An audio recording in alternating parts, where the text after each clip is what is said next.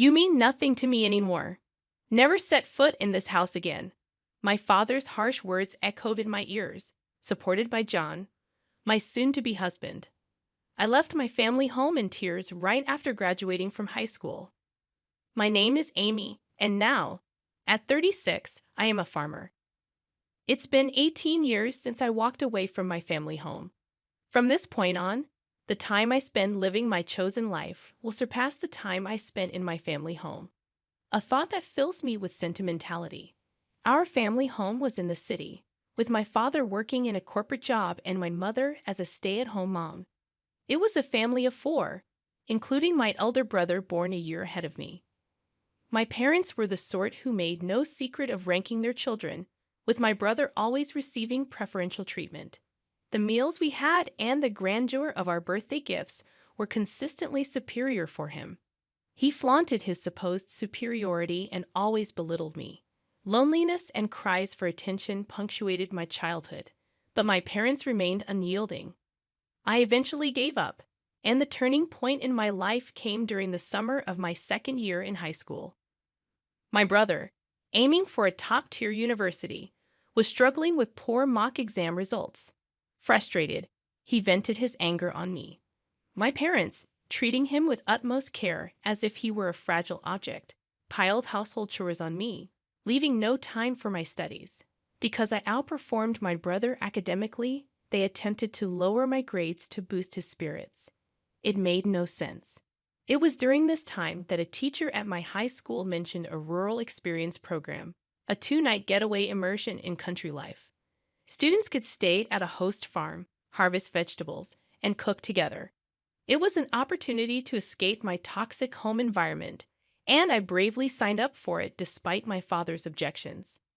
He had always dismissed agriculture as a career for those who couldn't secure corporate jobs, while my mother scoffed at me, questioning my sanity for willingly embracing manual labor and getting dirty in the mud. I defied my parents' opposition and used my saved pocket money to participate. It was the first time I'd ever gone against their wishes, and it turned out to be an excellent decision for me.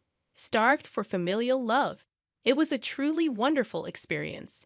Working in the fresh rural air was invigorating, and I discovered the warmth of a family.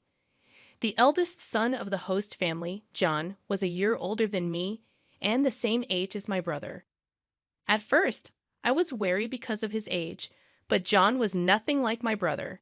He was kind yet firm, got along well with his parents, and was equally kind to me. John's parents were genuinely gentle people.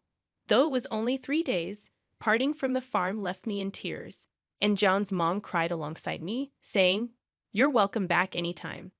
I promised that I would indeed return. Since they didn't use their cell phones much, I started writing them letters regularly. Before long, I began receiving replies from John, and it evolved into an exchange diary. We eventually started dating, a pure, long-distance relationship without even a kiss. As my brother failed to get into his first-choice university and ended up in a third-rate private college, I became a college applicant. However, my parents pressured me to get a job instead of pursuing higher education, claiming women didn't need an education. The real reason was likely their fear of me attending a better college than my brother. Since the rural experience, I had dreamed of becoming a farmer. While I could become a farmer without attending college, John was a college student who had moved to the city. Deciding to pursue a college education and aiming for a new form of farming with a clear goal in mind, I dedicated myself to daily studies despite interference from my parents and brother. Upon passing the university entrance exam, my father erupted in fury, questioning if I, as a woman, intended to attend a better university than my brother. My mother joined in, claiming they couldn't afford to support me because my brother needed the money. Devastated by their words and a massive argument, I chose to sever all ties with them. John, now my in-law's son, came to pick me up, and they generously supported my college expenses. 4 years later, I married John, never contacting my parents or brother during my college years. However, when my in-laws insisted we inform them about the marriage, my husband decided it was time to visit my childhood home for the first time in 4 years. The timing was chaotic during the planting season, so we could only make the visit at the beginning of summer. My husband, in-laws, and I arrived with sunburned and darkened faces from working outside. To our dismay, my parents and brother openly ridiculed us upon our arrival. My mother, in a condescending tone, questioned our financial status, stating, "No offense, but how old are you exactly? You must be quite poor to be working until you're all dark like this." Feeling mortified, I pleaded with her to stop, but she ignored me. My brother smirked and taunted, belittling those engaged in physical labor. I turned pale as the gentle smiles on my in-laws' faces froze. My husband firmly declared, "With all due respect, we are proud to be farmers." My father condescendingly laughed, disowning me at 18 and stating, "Just to make it clear, you're a stranger to us now. You're marrying a poor farmer who has to sweat and work hard. We're going to treat you as if you don't exist. It'll be a problem if you come asking us for money. We don't want to see you anymore." Already disowned at 18, I knew I was on my own, even without explicit confirmation. Despite this, I tried to maintain courtesies. The sympathetic looks from my in-laws and John were difficult to bear. On the way home, I quietly wept and resolved to forget about my biological family. Time passed, and 18 years flew by. The emotional wounds had thoroughly healed. I had given birth to 2 children, and my days were busy but fulfilling. Although I had virtually erased the memories of my parents and my brother, I was informed by a cousin that my brother was getting married. My cousin and I had always been close, occasionally meeting even after my marriage. At the wedding, my cousin said, however, I hadn't heard anything about the marriage plans of my parents or my brother. "Well, since we're estranged, it's true that there's no way for me to know," I replied. "I heard they are building a new duplex. I wonder if it's completed." Apparently, both my parents, my brother, and his wife planned to move after the wedding. My cousin knew about the estrangement between my parents and me, that they seemed to think that I would attend weddings and funerals. After finishing the phone call with my cousin, I impulsively dialed my mother's cell phone number.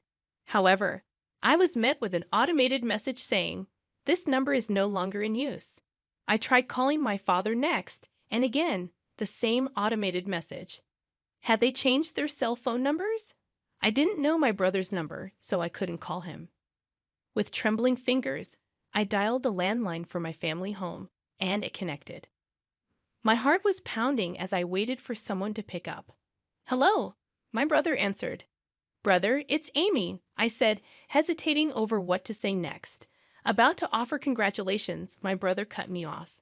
"There's no need for you to do anything. You're a farmer or a stranger to me. Don't call me," he yelled, and hung up the phone. I rushed to call him back, only to find that I was already blocked. This was harsh.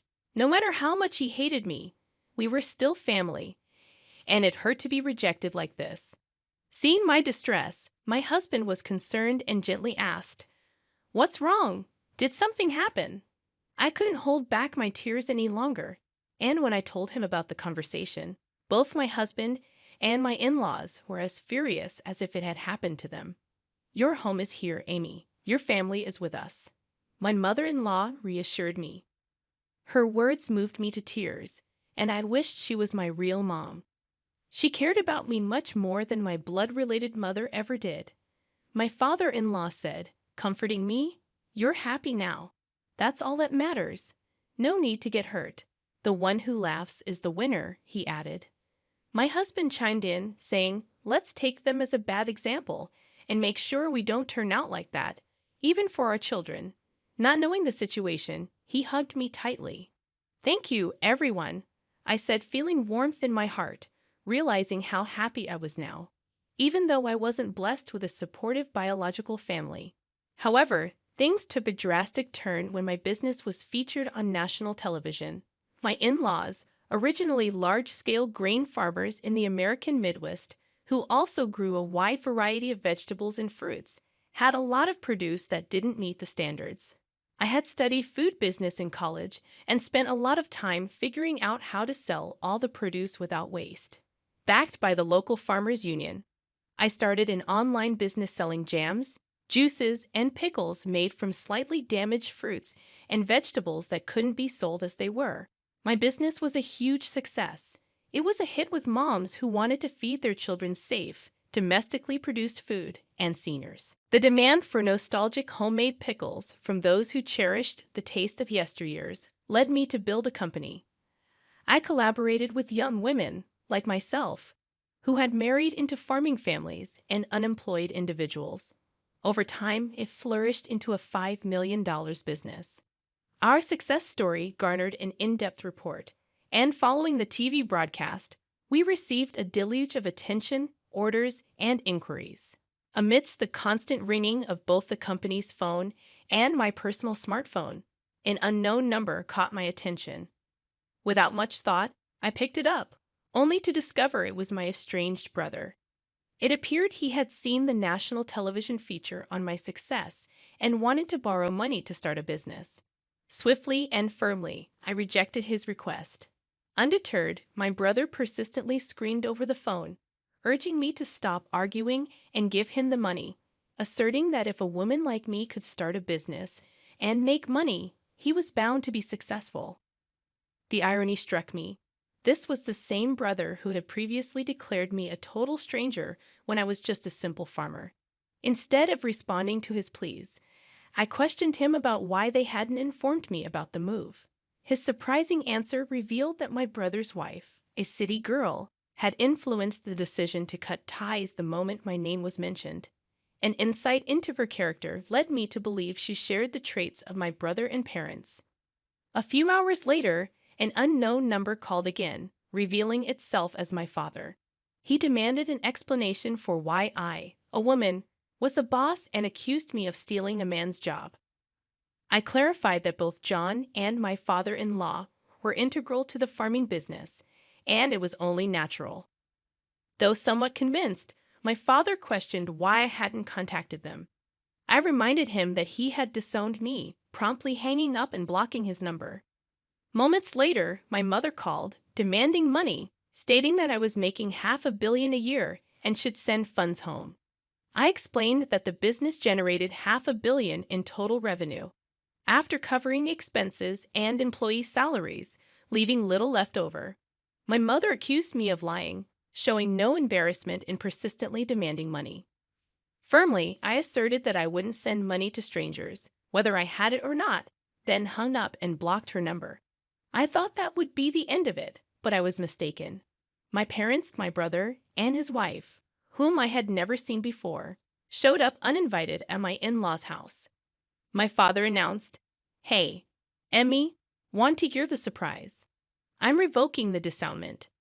Their desperation for money was astounding. Even my mother-in-law couldn't hide her disbelief and asked, "What on earth is going on with you people?" The discomfort was evident, and my father-in-law and mother-in-law glared at my parents in silence. Even the employees had gathered, staring at my parents with astonishment.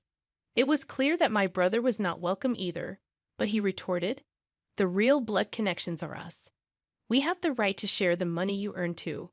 The woman who seemed to be my brother's wife nodded in agreement with his words. I was seething. I don't think so. Even though we share a blood connection, there was no emotional connection at all. You treated me like a stranger and abandoned me. The emotional scars from being abandoned by my biological family resurfaced, and I was on the verge of tears once again. Just then, my husband John came and stood beside me. "Emmy is now a part of our family, even without you disowning her. We are perfectly happy. Please go home," he defended me firmly. The employees also spoke out against my parents, saying, "Were you thinking? How rude. There are many people on my side here." As I realized that this was where I truly belonged, I felt profound happiness. My brother grew angrier and yelled, "Shut up, you country bumpkins. You're all low-educated trash, aren't you? Obey what we say in silence." But John calmly replied, "Well, both my father and I are Ivy League graduates, and Amy has graduated from a well-known agricultural university." This revelation about our educational background seemed to catch my brother by surprise. "Why are you farming despite being graduates of top universities?" he blurted out. John responded confidently, "Farming is a respectable profession where we can fully utilize what we studied in college." I couldn't help but burst into laughter amidst the tension of the situation. "Brother, you've lost to John in everything," I said, feeling a sense of relief. Perhaps I had been too afraid of my brother and parents. I wanted to make it unequivocal one last time. "We are already strangers." I paused for a moment, deliberately shifting to a more polite tone. "So, I can't lend or give money to strangers. Please leave. If you cause a disturbance or act violently, I'll call the police and take legal action." I made it clear that our ties were severed. My in-laws and husband moved closer to me to shield me from any harm that my parents and brother might cause. I was deeply moved by their protective presence, feeling truly cherished. The employees also chimed in, shouting at my parents to leave. My parents, brother, and sister-in-law glared at us with resentment, but had no choice but to retreat. According to a story I later heard from my cousin, my brother and parents had attempted to get rich quickly through a business venture, accumulating debts. Instead of seeking financial assistance from me, that arrogant attitude had led to a significant failure, and now they were on the brink of bankruptcy. However, I had no intention of getting involved anymore. For me, my work was thriving, and I was surrounded by a true family, including respectable in-laws, a loving husband, and adorable children. I treasured every day, savoring the joy of life. In the aftermath of the tense confrontation with my estranged family, life continued to unfold in remarkable ways.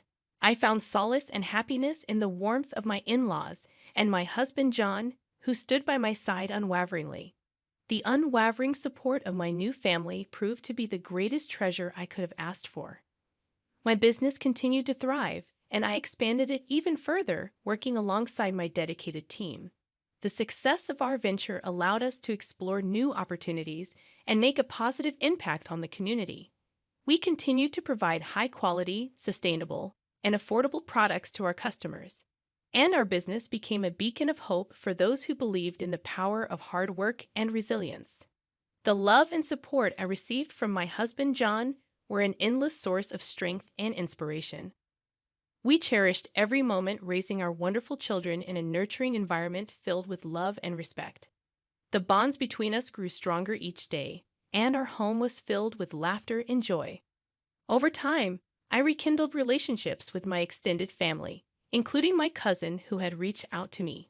We forged deep connections based on trust, mutual respect, and shared values, a testament to the fact that family goes beyond blood. It is built on love, understanding, and shared experiences. As for my estranged family, they continued to face their own challenges and consequences. I wished them well from a distance but remained steadfast in my decision to focus on my own path. The scars of the past were no longer an open wound, but a reminder of the strength and resilience I had discovered within myself. In the end, my story was one of triumph over adversity, of finding love and belonging in unexpected places, and of building a life based on my own values and aspirations. It was a testament to the power of choice and the incredible capacity of the human spirit to endure and thrive in the face of challenges. With the passage of time, my business continued to flourish and evolved into a community-focused enterprise. We started supporting local farmers and artisans, expanding our product range to showcase the talents of our region. Our commitment to sustainable practices, along with our dedication to quality, gained us a loyal customer base. This connection with our community allowed us to give back in various ways, from supporting local charities to hosting events that celebrated our shared values. As our children grew, we instilled in them the importance of hard work, empathy, and resilience. They witnessed firsthand the importance of family, not solely defined by blood, but by love and shared experiences. Our home became a sanctuary for their growth and development, fostering an environment where they felt loved, nurtured, and encouraged to pursue their dreams. The support from my in-laws remained unwavering. They were not just in-laws. They were the family I had chosen, and I couldn't be more grateful for their love and acceptance. My mother-in-law, in particular, became a cherished friend and confidant, offering her wisdom and guidance as I navigated life's challenges. Meanwhile, my cousin and I continued to build a strong and lasting bond. Our regular interactions allowed us to strengthen our connection, and we often found ourselves sharing life's joys and challenges. This relationship was a testament to the enduring power of chosen family, where genuine love and understanding prevailed. In the broader scope of life, I found solace in my decision to leave the past behind. While my estranged family faced their own trials, I focused on the present and the future. My husband, my children, and the people who surrounded me were my pillars of strength, reminding me that a loving, supportive family can be found in unexpected places. My story serves as a reminder that family is not solely defined by blood ties.